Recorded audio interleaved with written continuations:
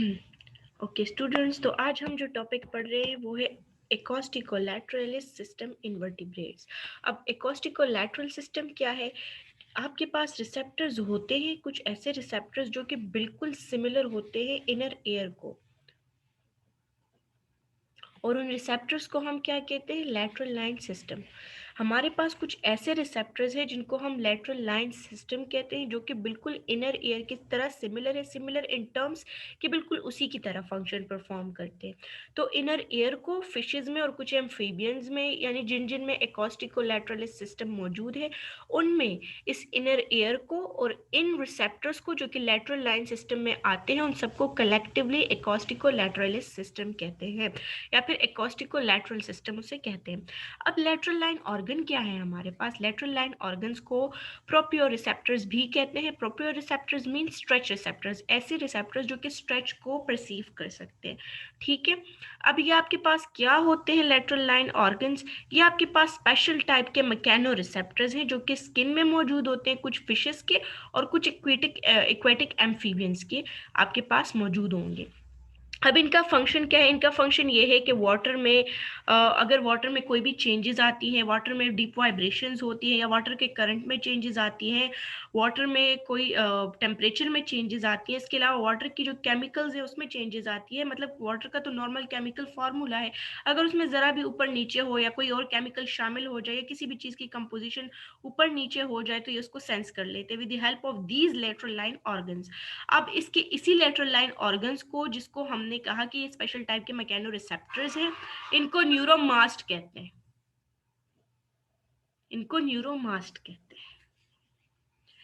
अब इनकी लोकेशन कहाँ है? ये आपके पास स्किन के ऊपर भी मौजूद होते हैं, कुछ जो उन एनिमल में जिनमें ये मौजूद है, तो कुछ में ये स्किन के ऊपर होते हैं, कुछ में ये ग्रूव्स में मौजूद होते हैं, और कुछ में कैनाल के फॉर्म में होते हैं, स्किन के अंदर संक होते हैं, मतलब स्किन के अंदर ये मौजूद होते हैं बिल्कुल कैनाल के फॉर्म में। अब आपके पास न्यूरोमास्ट में दो तरह के सेल है। एक आपके पास हेयर सेल है, हेयर सेल को रिसेप्टर सेल भी कहते हैं। उसके अलावा दूसरा आपके पास सपोर्टिंग सेल है। Let me show you in the diagram कि ये देखें, ये है आपके पास हेयर सेल जिसको हम रिसेप्टर सेल भी कहते हैं। अब इस हेयर सेल को जो सेल सपोर्ट कर रहे हैं उनको हम सपोर्टिंग सेल्स कहते हैं। अब हम इनको थोड़ा सा और डिटेल में पढ़ लेते हैं, हेयर सेल को और सपोर्टिंग सेल्स को। हेयर सेल्स या रिसेप्टर सेल्स जो है, तो ये आपके पास वहां खत्म हो जाते हैं, आप देख सकते हैं जहां पे आपके पास सेंसरी नर्व शुरू होती है। हर एक हेयर सेल में आपके पास एक छोटा सीलिया होता है जिसे हम स्टीरियोसीलिया कहते हैं, एक उसमें लंबा सीलिया होता है जिसको हम काइनेटोसीलियम कहते हैं। देखिए यहाँ इस हेयर सेल में एक छोटा सीलियम होगा और एक इसमें बड़ा सीलिया होगा जिसे हम काइनेटोसीलियम कहेंगे। ठीक है, और फिर क्या होता है कि ये सीलियास जो है, तो आपके पास एक जिलेटिनियस कप्यूला स्ट्रक्चर होता है, उसमें प्रोजेक्ट कर जाते हैं। एक स्ट्रक्चर मौजूद होता है, उसे कप्यूला कहते हैं, तो उसमें ये प्रोजेक्ट हो जाते हैं। ठीक है, अब इसके बाद अब हम पढ़ क्या रहे हैं? बेसिकली हम ये पढ़ रहे हैं न्यूरोमास्ट का स्ट्रक्चर, कि न्यूरोमास्ट में दो तरह के सेल्स होते हैं, एक सपोर्टिंग सेल्स और दूसरे आपके पास रिसेप्टर सेल्स होते हैं जिनको हेयर सेल्स भी कहते हैं। अब क्या होता है, जैसे ही वाटर में चेंजेस आती हैं तो उसकी वजह से कप्यूला और सिलिया में स्टिमुलेट हो जाते हैं, और उसकी स्टिमुलेशन की वजह से आपके पास सेंसरी जो नर्व फाइबर है वो स्टिमुलेट हो जाता है, और वो सेंसरी नर्व फाइबर फिर जो है इनके ब्रेन को मैसेज दे देता है और ये रिस्पॉन्ड कर लेते हैं अकॉर्डिंग टू द चेंज। इसके अलावा आप सपोर्टिंग सेल्स क्या करते हैं? नाम से ही जाहिर है, ये सपोर्ट देते हैं आपके पास हेयर सेल्स को। और इस सिस्टम को, ये जो सपोर्टिंग सेल्स है, इनको कौन कंट्रोल कर रहा है? इनको 7, 9 और 10 जो क्रेनियल नर्व्स है ना, वो वाली नर्व्स जो कि क्रेनियम जो क्रेनियल पोर्शन है उधर से राइज होती हैं। तो आप जानते हैं कि आप डिफरेंट ऑर्गेनिजम्स है उनमें एक क्रेनियल नर्व्स भी हैं और डिफरेंट टाइप के नर्व्स हैं। तो जो 7, 9 और 10 क्रेनियल नर्व्स है वही सपोर्टिंग सेल्स को फंक्शनल बनाती हैं, उन्हीं के हेल्प से ये फंक्शनल होते हैं। अच्छा, अब इसके बाद आपके पास लेटरल लाइन सिस्टम क्या चीज़ है? हमने पढ़ा कि जो आपके पास एकोस्टिको लेटरल सिस्टम है, या आपके पास जो लेटरल ऑर्गन्स है, तो वो उसमें आपके पास लेटरल लाइन सिस्टम आता है। लेटरल लाइन सिस्टम और इनर एयर दोनों मिलकर एकोस्टिको लेटरल सिस्टम बनाते हैं।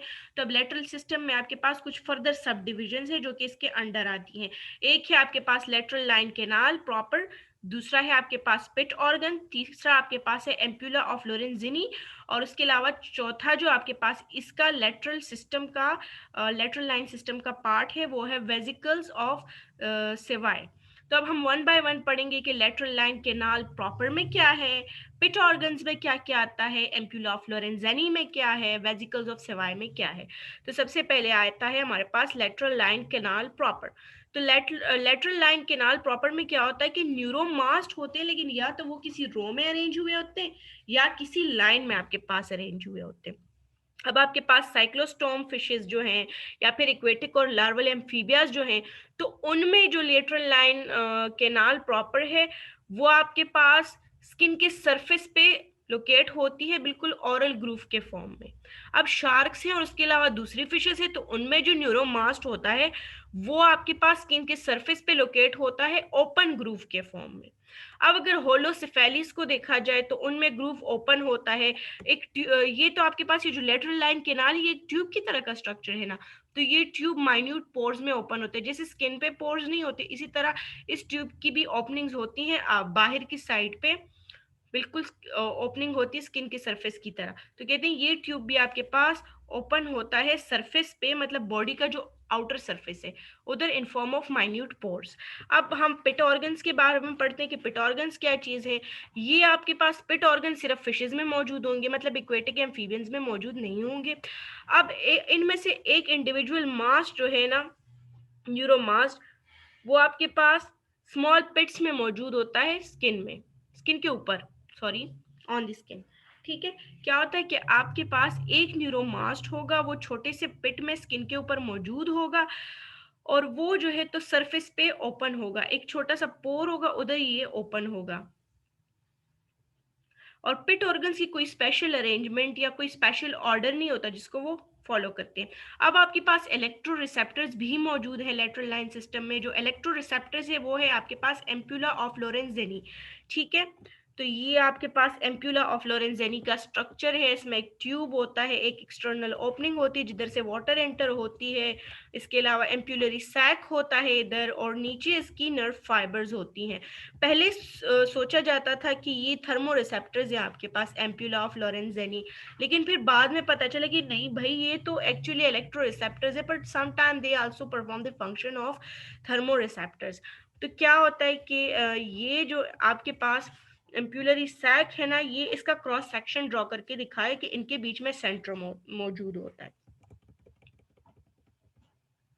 अच्छा, आपके पास ये जो एम्प्यूला ऑफ लोरेंजिनी है ना, तो ये हेड रीजन जो होता है आपके पास फिशेस में या एलेज्मो ब्रांचेस में या कुछ और बॉनी फिशेस है, एम्फीबियंस है, उनमें जो हेड की स्किन होती है ना उसमें बहुत डीप लाई करता है आपके पास एम्प्यूला ऑफ लोरेंजिनी। अब इसका स्ट्रक्चर क्या होता है कि इसमें एक लॉन्ग ट्यूब होता है, जैसे कि मैंने आपको डायग्राम में दिखा दिया। उस ट्यूब को कहते हैं एम्प्यूलरी सैक या एम्प्यूला सैक। ये जो ट्यूब स्ट्रक्चर है इसको एम्प्यूलरी सैक कहा जाता है।